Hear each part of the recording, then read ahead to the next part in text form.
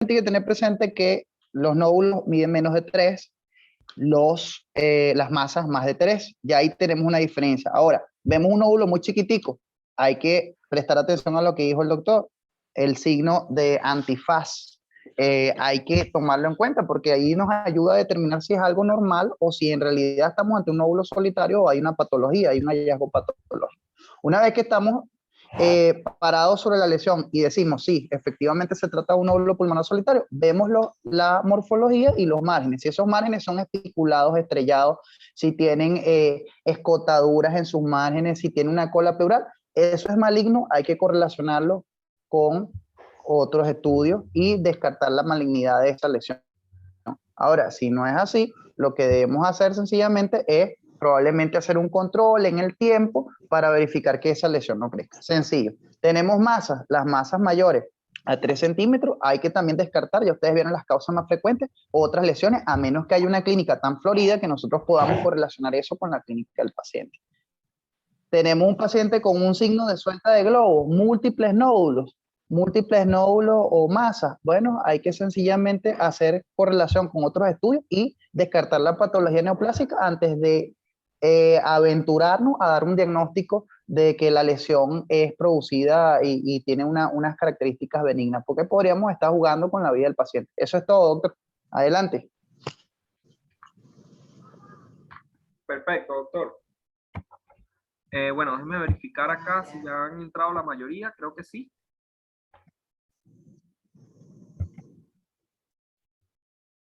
¿Sí se ve las diapositivas? Sí, ya las positivas se ven perfectamente. Ok, déjeme aceptar acá.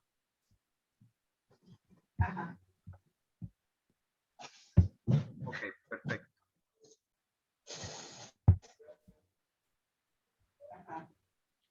Ajá.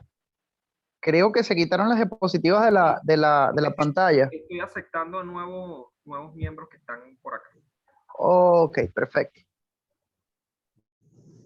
Ok, perfecto.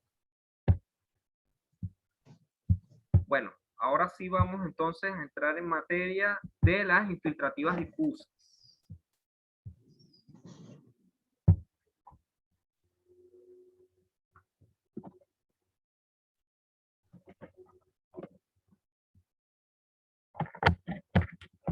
Ok, perfecto entonces.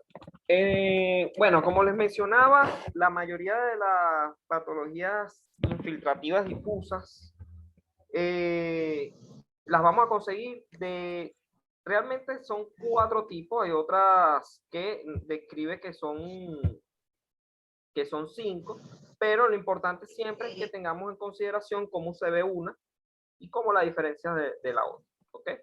Bueno, la primera patología que vamos a conseguir el día de hoy cuando se estudie las lesiones infiltrativas difusas son las de origen lineal.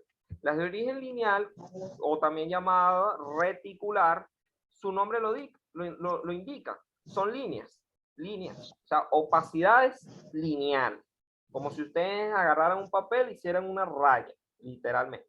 Eso es un tipo de lesión intersticial lineal, o también llamado reticular. Es la principal y una de las más frecuentes.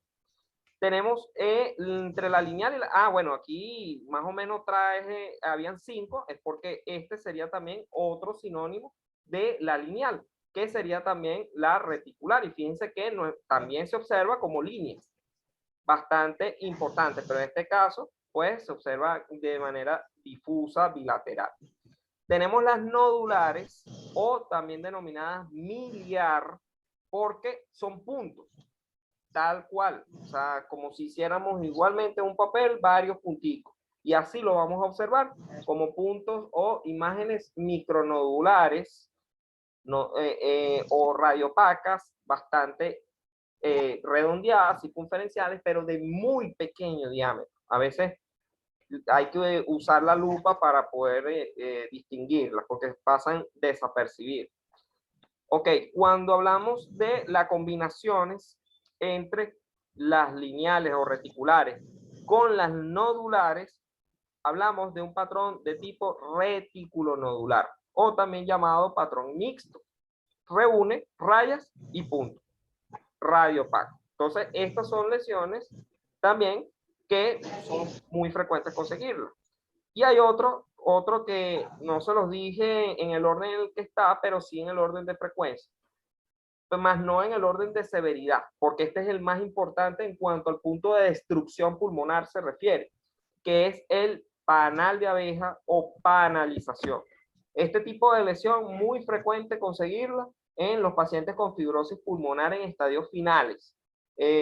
Casi siempre pues resulta de un patrón retículo nodular. O sea, es un retículo nodular, es un patrón mixto, pero se le asocia presencia de imágenes quísticas que indican pues la destrucción de los septos. Obviamente se destruye, deja un espacio vacío que luego va a ser rellenado por el mismo aire o la misma fibrosis. Entonces, cuando eso ocurre, se produce una imagen característica a un panal de abejas, o sea, con varios huequitos distribuidos, más el patrón retículo nodular que está allí incluido.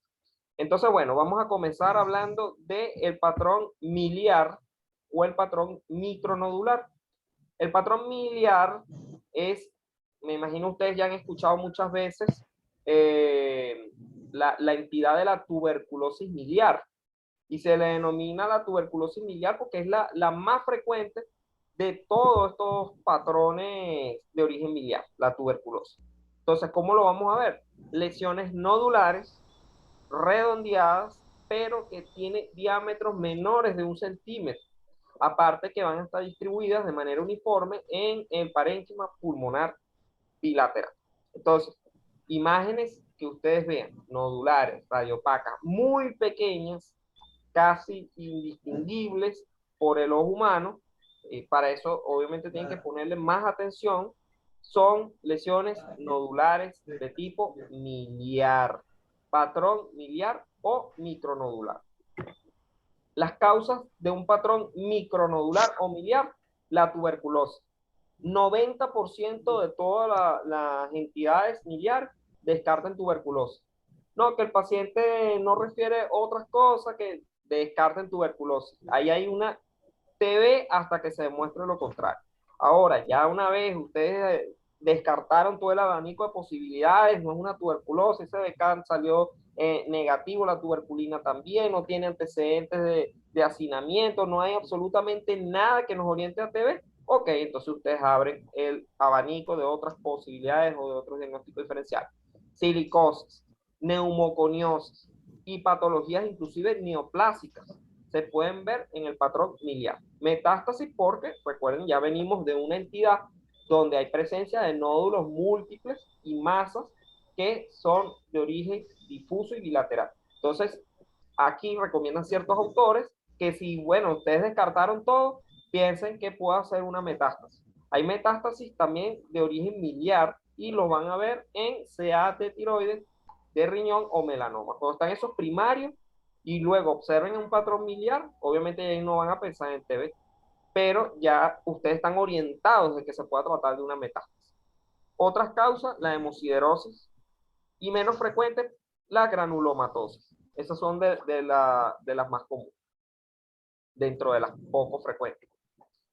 Ok, entonces parte ya de la historia natural de la tuberculosis miliar. Ya conocemos su diseminación netamente hematógena de la tuberculosis. Frecuente asociarlo con cuadros de meningitis tuberculosa, lesiones nodulares, fíjense el diámetro de 0.1 a 0.4 centímetros, o sea, prácticamente son muy pequeños, muy poco evidenciables. Se distribuyen uniformemente por ambos campos pulmonares y aunque suelen verse más afectados los lóbulos inferiores debido a su mayor vascularización. Puede coexistir lesiones cavitadas a nivel de los ápices o a nivel de los ángulos costodiafragmáticos en forma de, ya sabemos, de derrame pleural. Ok.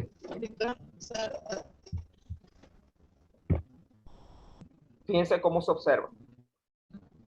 Fíjense que son presencias de múltiples imágenes radiopacas de muy pequeño diámetro que se observan distribuidas de manera multilobar, de manera central y periférica de ambos parénquimas pulmonares. Y cuando a este paciente pues se le realiza un mayor seguimiento radiológico de esas lesiones, acá fíjense cómo se logra apreciar todas estas imágenes nodulares. Fíjense que son puntos, prácticamente se ven como puntos que están blanquitos o radiopacos o brillantes en el campo pulmonar. Y son bastantes, son múltiples. Eso no lo vayan a medir, no lo vayan a contar, eso es imposible determinar la cantidad de nódulos que hay ahí. La silicosis también se puede comportar igual. ¿Cuál es el diagnóstico diferencial? Que en este caso hay nódulos que pueden adoptar mayor tamaño. Inclusive esos nódulos pueden hasta calcificarse, tal como observan acá en la flecha. Entonces eso nos ayudaría a un diagnóstico diferencial con la TB miliar. Frecuente los ganglios, sí, también se pueden calcificar, pero no tan frecuente observar. Ok, eso es con respecto al patrón de origen miliar o también denominado micronodular. Ahora vamos a entrar en materia del patrón lineal o reticular, y no es más que la existencia de líneas o de rayas, así se describe algunos autores, que, o sea, imaginemos rayas, o sea, eso no hay inclusive otra mnemotecnia más fácil de eso. Rayas que van a estar distribuidas, que obviamente ustedes preguntarán, bueno, pero ¿y cómo haremos con los vasos pulmonares? Porque los vasos también tienen una disposición lineal. La diferencia es que los vasos pulmonares son dicotómicos. ¿Qué quiere decir eso? Bueno, les voy a enseñar más o menos cómo se vería este tipo de vasos. Fíjense, los vasos son así. Tienen una imagen lineal, evidentemente, pero en la misma imagen, fíjense que va adoptando otra imagen que se bifurca, otra que se va bifurcando, y no solo se van alejando hacia la periferia, sino que van disminuyendo su calibre. Entonces, a medida que se hacen más pequeños, se van bifurcando más y más y más y más. Esto es un tipo de patrón dicotómico. Por eso es que lo diferencia del patrón lineal, que es literalmente esto. O sea, una línea, una raya.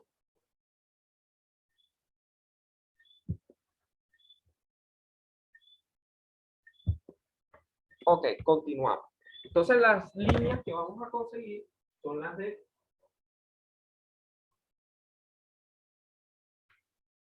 tipo A y de las tipo B. Ok, las líneas del Kerley tipo A las vamos a observar a nivel A.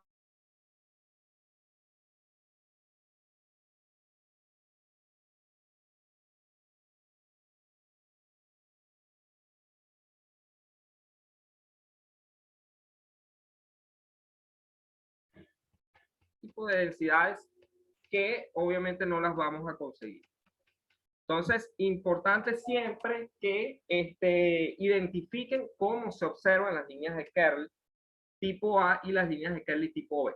Entonces, A, la mnemotecnia es apical, B es basal. Entonces, son las líneas de Kerley por lo general, ustedes la van a observar de forma oblicua. Mientras que las de Kerley tipo B, aquí me están comentando que se escucha entrecortado. Bueno, escriban cualquier cosa si no logran, si no logran escuchar la idea, y bueno, yo sin ningún problema la repito. Las líneas de Kerley tipo A son apicales y son oblicuas, mientras que las tipo B son basales y son horizontales. Casi siempre son muy pequeñas y siempre se pueden ver en el caso de los patrones de origen reticular. Okay. Las líneas de Kerley, entonces, ¿cómo se definen o qué son? Bueno, las líneas de Kerley son engrosamientos de los septos interlobularios.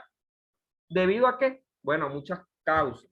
Las principales, bueno, pueden ser edema, puede ser depósitos tumorales, incluso fibrosis, y las que existen son las tipo A, tipo B, inclusive hay líneas de Kelly tipo C, pero para efectos radiológicos, con que ustedes se lleven las líneas de tipo A y tipo B es suficiente. Entonces, son líneas, las de tipo A son líneas que están, fíjense, a nivel de las regiones superiores y casi siempre miden de 2 a 6 centímetros, o sea, son un poco más largas que las tipo B. Pueden localizarse no solo a nivel apical, pulmonar, sino también se pueden ubicar en el espacio aéreo retroesternal. Eso se logran ver en la radiografía de tórax en proyección lateral. Ok. Entonces, ejemplos de líneas de Kerley tipo A.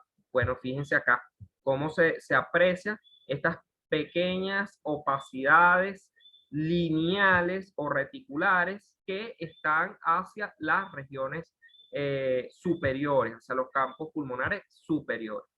En algunos casos se puede ver hacia la parte media, como ahí siempre literaturas indican que puede estar localizada en cualquier parte, pero lo frecuente es que esté hacia los lóbulos superiores y tenga la morfología oblicua y que obviamente midan de 2 a 6 centímetros de diámetro. En cambio tenemos las líneas de Kelly tipo B que son mucho más pequeñas, son a nivel basal y son aproximadamente de 1 a 2 centímetros de longitud. Esta se ubica a nivel de las bases pulmonares. Pueden ser uni o pueden ser bilaterales. Entonces, recuerden siempre, líneas de Kelly tipo A y tipo B, patrón de origen reticular. Si están presentes, eso es un síndrome intersticial lineal o reticular hasta que se muestre lo contrario. Aquí un ejemplo característico de lo que serían las líneas de Kelly tipo B. Obsérvense, fíjense, en toda la convexidad de la base pulmonar derecha, donde pues esas son imágenes bastante observables, bastante distinguibles, y así ustedes pueden, si en caso tal tienen alguna duda sobre algún patrón intersticial, ustedes dicen, bueno, esto no me parece que sea un patrón reticular, váyanse a las bases, váyanse a los ápices. Ahí seguro van a conseguir este tipo de línea. Ok, las causas de patrón de tipo reticular, pues una gran cantidad de lesiones. Lo importante es que ahorita, en el contexto de pandemia y en el contexto de un paciente agudo, descarten siempre. Si ven un patrón reticular, uno, o es un edema pulmonar que está obviamente en su estadio precoz, está obviamente realizando ya un patrón agudo, ahí ustedes descartarían pues problemas principalmente de origen cardiovascular, una ICC por ejemplo, pero en el caso obviamente de el cuadro de coronavirus que estamos viviendo, el patrón de neumopatías víricas se comportan así. Entonces, si ustedes ven ahorita un paciente con todos los síntomas comunes, típicos, clásicos de COVID-19, con un patrón reticular y líneas de Kerley, eso es una neumopatía vírica por neumopatía COVID hasta que se muestre lo contrario. Entonces, la importancia del día de hoy es saber reconocer cómo se aprecia para que entonces puedan diagnosticarlo de manera más fácil.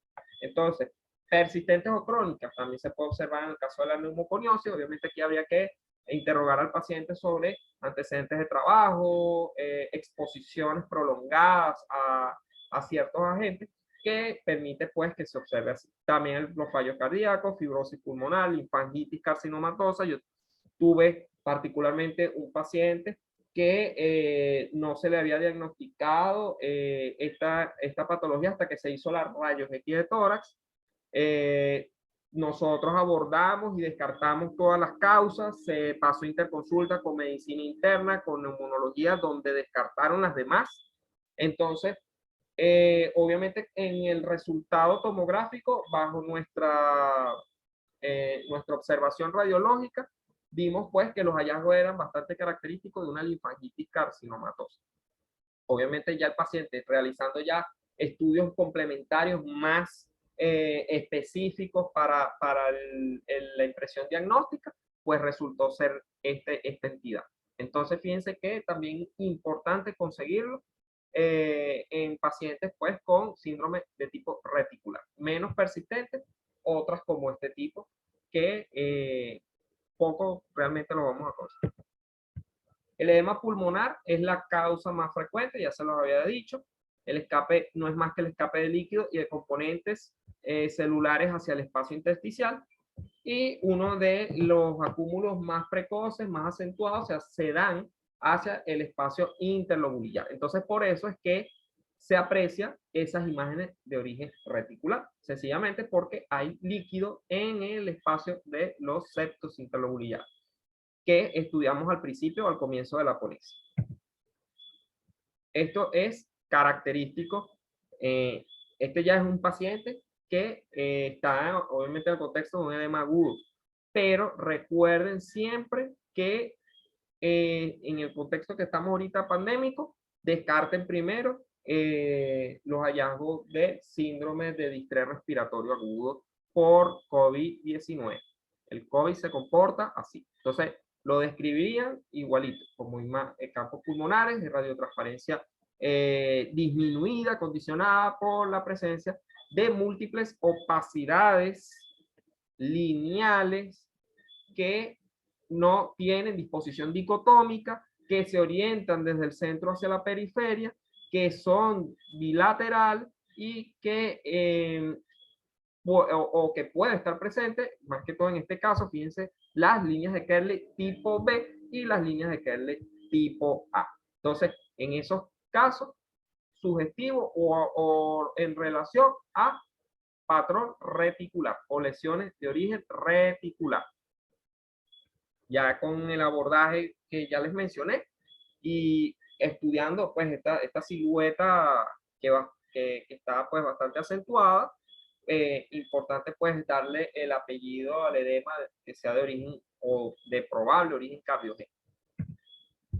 De igual manera, en pacientes que tengan o que sean portadoras de marcapasos, en este caso unicamerales, debemos también precisar la causa. Estos hallazgos muy frecuentes conseguirlos en los fallos cardíacos de bomba. Entonces, bueno, también se aprecia lo que serían las imágenes de Kerley bastante prominentes, que obviamente no les exijo que diagnostiquen al primer momento las líneas de Kerley, pero sí que lo sospechen y que logren ponerle corazón a ver estas imágenes, porque a veces son bastante difíciles y hay que, oye, ponerle detenimiento.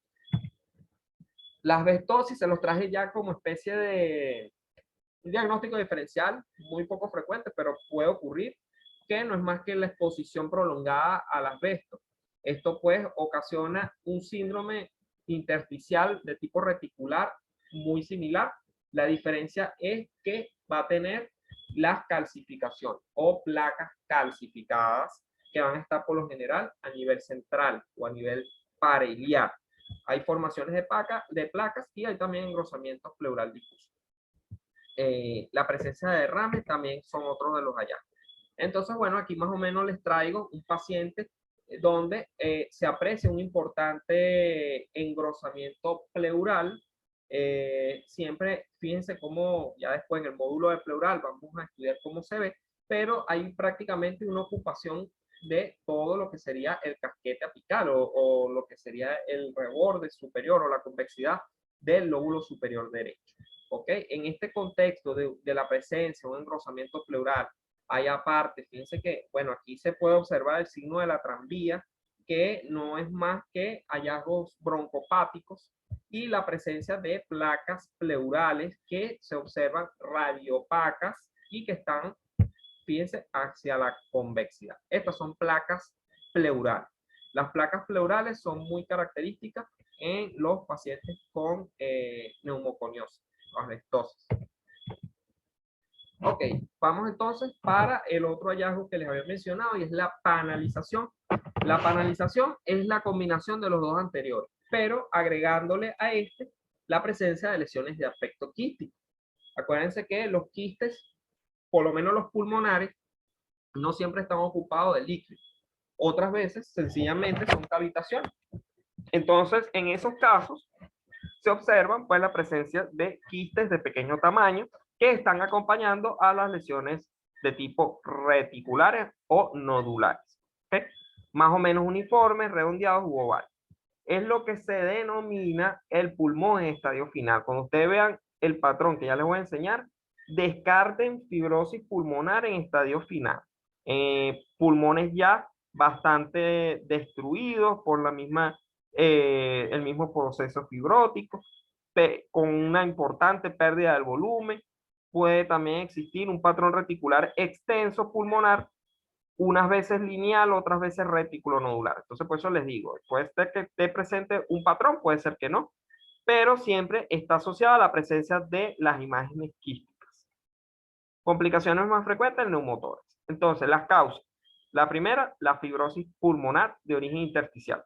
Neumoconiosis, kiositosis, esclerodermia, bueno, estas son otras de las grandes cantidades de causas que pueden estar presentes. Menos frecuentes, interrogar sobre el consumo ilícito de sustancias que puedan llegar también a ocasionar este mismo patrón. Neumonía lipoidea, esclerosis tuberosa, enfermedad de Gaucher, cirrosis, etcétera, etcétera, etcétera, etcétera. O sea, una cantidad de causas de panalización. Pero para efecto de nosotros, importante descartar por lo menos las primeras tres. Fibrosis pulmonar de origen intersticial, neumoconiosis, kiositiosis. Entonces, fíjense, así se observa. Ahí no hay un predominio de qué es reticular o qué es nodular. No, ahí hay todo mezclado. Ahí hay un patrón retículo nodular y hay unas pequeñas imágenes que se las voy a señalar en este instante. Me lo permite el puntero. Ok. Fíjense, están estas imágenes acá. Estas imágenes, en el contexto de panalización, hay que observarlas con mucho detenimiento, porque estas corresponden a lesiones de aspecto quístico. O sea, son quistes, producto de la misma destrucción del campo pulmonar. Entonces, cuando ustedes vean estas lesiones, ya hagan el diagnóstico diferencial o mejor dicho, el diagnóstico radiológico ya presuntivo de panalización por fibrosis intersticial, ¿ok? Entonces, casi siempre se aprecia de esa manera. Pueden hacer también diagnósticos diferenciales con la broncopatía porque hay bronquios que se parecen mucho a estas lesiones. Sin embargo, la forma más fácil describe el Herring es que ustedes determinen el tamaño. O sea, con el tamaño ustedes pueden diferenciar si se trata de uno o de otro.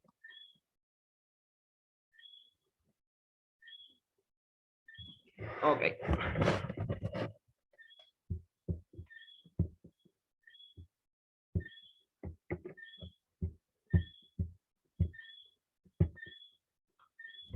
Ok, el patrón retículo nodular es más fácil ustedes para distinguirlos porque ya hemos estudiado los dos anteriores. Sabemos entonces, mezcla de nódulos y rayas o la unión entre el patrón miliar y reticular, ya. Eso es lo suficiente para entonces decir que es un patrón mixto. Más frecuentemente encontrado en sarcoidosis, alveolitis, alérgica, extrínseca, granuloma, entre otros. Entonces, fíjense cómo se aprecia. Allí no hay la presencia de lesiones de aspecto quístico de pequeño diámetro, pero sí hay una bastante importante presencia de lesiones tanto reticulares como nodulares. Entonces, fíjense que ambos campos pulmonares se observan pues opacidades lineales. Aquí hay líneas de Kerley tipo A. Fíjense si le colocan detenimiento, aquí hay líneas de Kerley tipo A, no hay tipo B, pero sí hay presencia de múltiples opacidades nodulares de muy pequeño diámetro que están bastante acentuadas. Fíjense, vamos a colocarle zoom para que logren identificar mejor.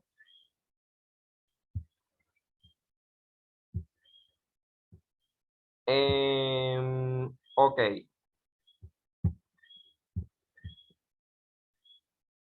Entonces, fíjense, todas estas imágenes que ustedes ven acá corresponden a pequeños nódulos que están distribuidos también hacia lo que es el tercio medio y hacia el tercio inferior.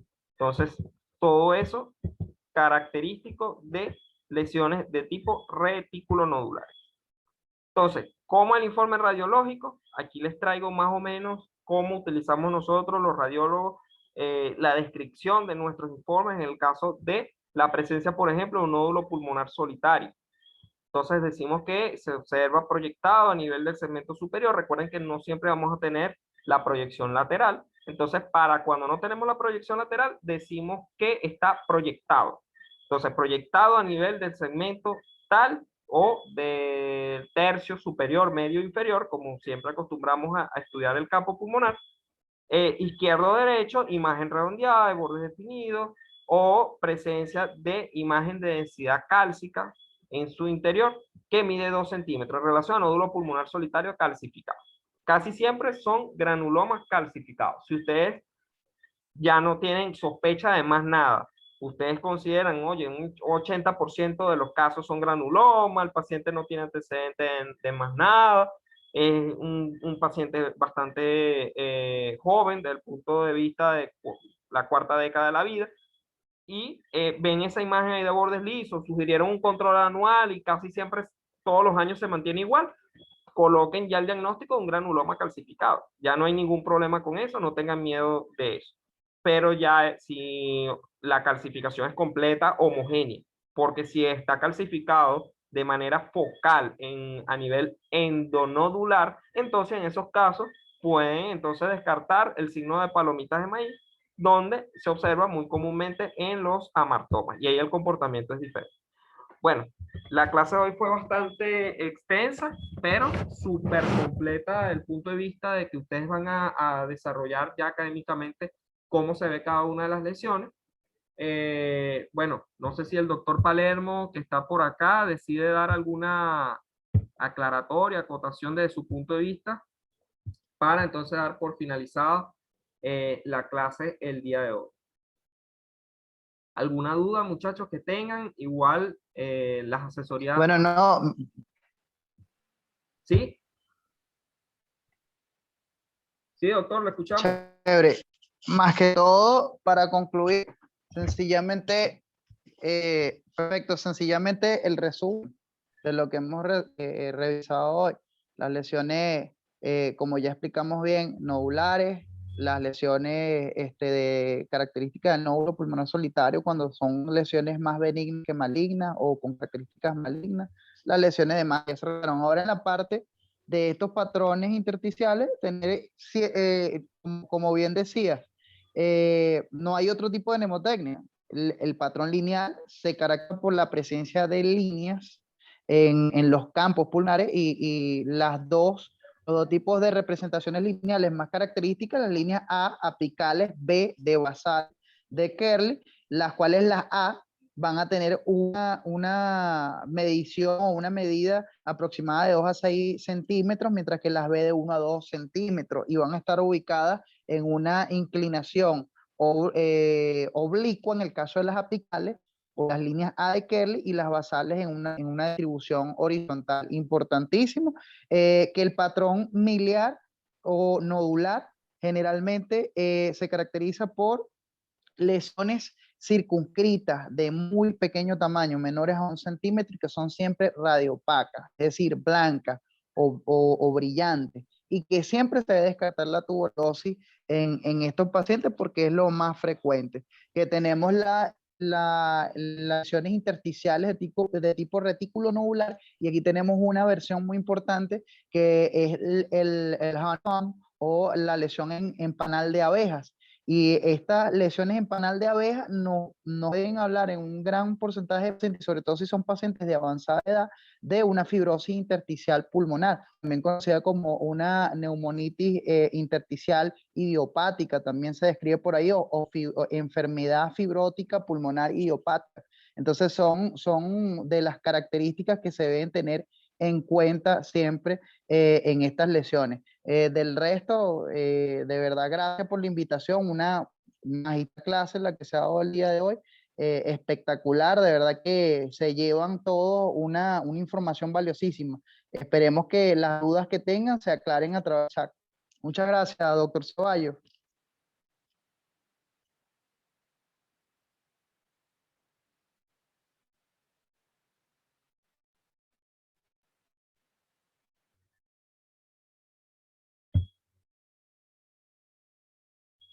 Bueno, entonces, gracias al doctor Palermo por estar presente el día de hoy, de verdad un honor. Y bueno, quedamos entonces pendientes por el grupo de WhatsApp y vamos a interactuar con casos. Alguna duda que tengan también la podemos ir aclarando sobre la marcha. Hoy, bueno, uno de los módulos más importantes, como es el síndrome intersticial, ya lo abarcamos y bueno, quedaríamos entonces pendientes para las próximas clases. Recuerden que esto pues es un programa súper completo de 7 clases radiológicas profundizadas, específicas, donde vamos a abordar todos los demás patrones. Y bueno, recuerden, rayo X de tórax es un mundo. Entonces a veces quedamos hasta cortos con 7 clases, pero de verdad con esto se van a llevar lo esencial y lo más necesario. ¿Okay? Bueno, una excelente noche para todos y quedamos entonces atentos al grupo. Feliz noche.